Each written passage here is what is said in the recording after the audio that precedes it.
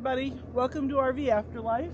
We Hey. are Roger and Delana, and today we are on the east side of Everglades National Park. You may have seen our video on the west side where we took a boat ride, but this park is only about 12 miles from Biscayne National Park, so I thought while we were over here, it was a twofer. A 2-for-1, yes.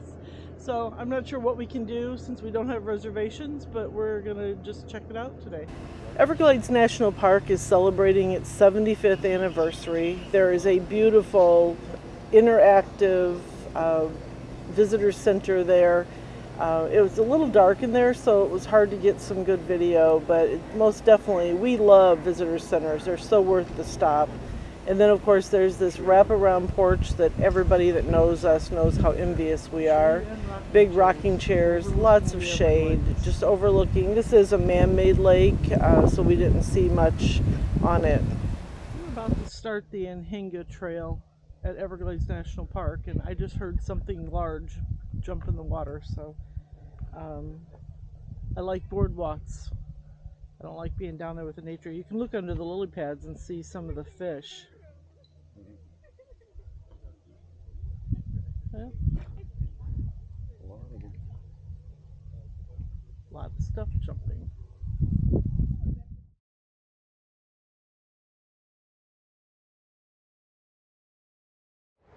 Look at the size of these grasshoppers.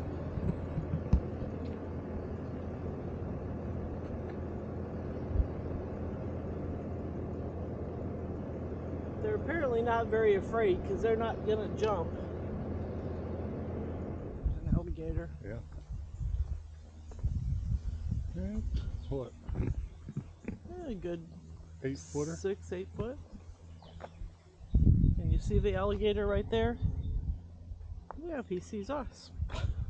Let's hope. Well, maybe he sees us, but doesn't particularly want anything to do with us. Oh, just saw us. I guess I better get a picture as he's getting close, huh? What do you think causes that? It's water droplets and the sun shining on it. It's like the same thing that happens with a rainbow. A horizontal rainbow. Yeah.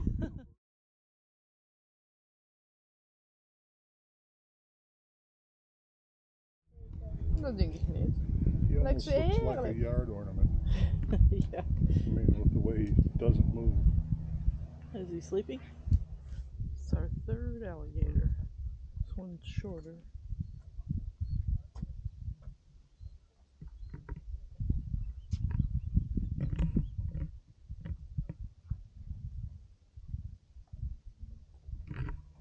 I think he's watching this fish over here. I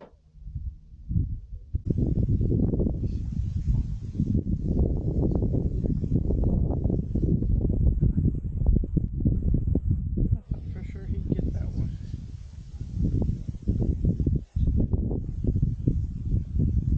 This is a unique looking flower. You know how I have to get a close up of the flowers. Doesn't seem to be all that concerned either. It is so cool that the national parks do walkways like this through areas that you'd never get to see without them. I'm a big fan of boardwalks in Florida. The water gauge here says that it's probably only a foot deep. It looks like it's a whole lot deeper than that, but it is just full of birds, turtles, fish, alligators. Definitely not a disappointment. I'll probably mangle this name, but we are getting ready to take the Paheoki Trail, which is like a 0.2 mile walk on a boardwalk. That name means grassy waters in the Seminole language. Ready? Yeah, that worked. Which one?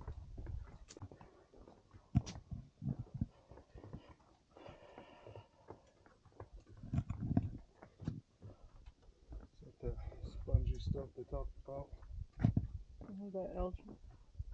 It's so important to this land. World. I don't remember what it's called, but this algae is apparently what keeps the ground moist as it goes through the yearly droughts.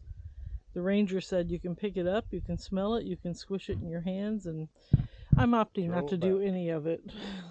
But it's kind of cool once you know what it is.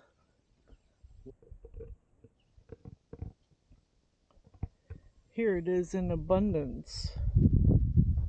And it's almost like a shelf of it. It's so thick. Huh. That's how you say the name of that spongy mat of algae that we were talking about earlier. Periphyton. Roger got such great pictures of this bird that I just couldn't resist including all of them in the video. We're about to take the Mahogany Hammock Trail, and let me see how long this one is. 4/10 of a mile. Quarter of a mile on a boardwalk. So the hikes in Everglades National Park are very wheelchair accessible. So no matter what your abilities, you can get out here and enjoy the beauty of this place.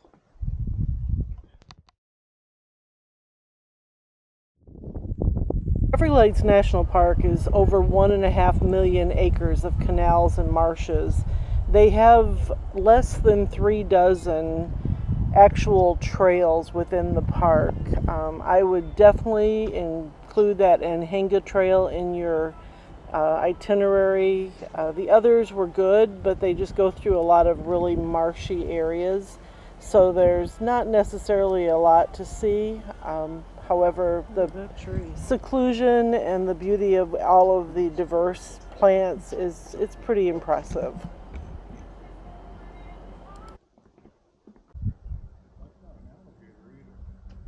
Is that a crocodile?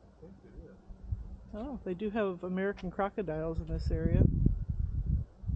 See the pointed snout? Oh, that's right. The pointed snout. That's the first time we've ever seen one of those for sure in the wild. The ranger had told us that American crocodiles were in the area. They like to lay their eggs in this brackish water because the babies that are born don't have their salt glands yet. And Roger did a great job with the camera, so again, I'm just going to include some pictures. So for those of you that are RVers, I have a little info for you that you won't find online. We're at the far back of the Everglades National Park, and there is a private concession campground out here right on Biscayne Bay. There is RVs, let's see, tent sites. Even if you can see over here at to my far left is tons of primitive campsites, but they also have these, they call them eco tents, available for rental, and houseboats. You cannot rent these on recreation.gov. It is flamingoeverglades.com. The phone number is 855-708-2207, and the private concession is called Flamingo Adventures.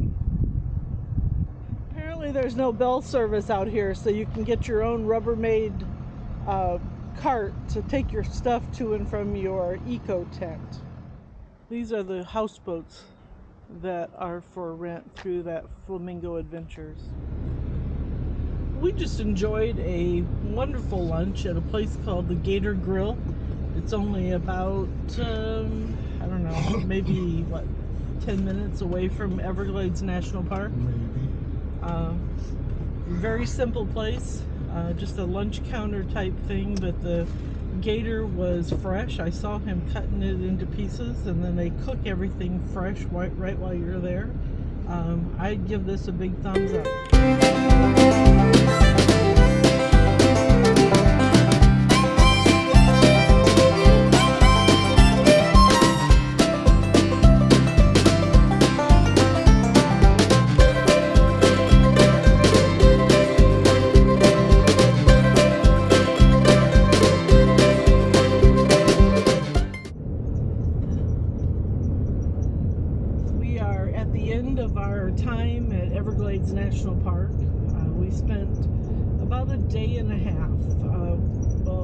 say that. We spent half a day yesterday, half a day today.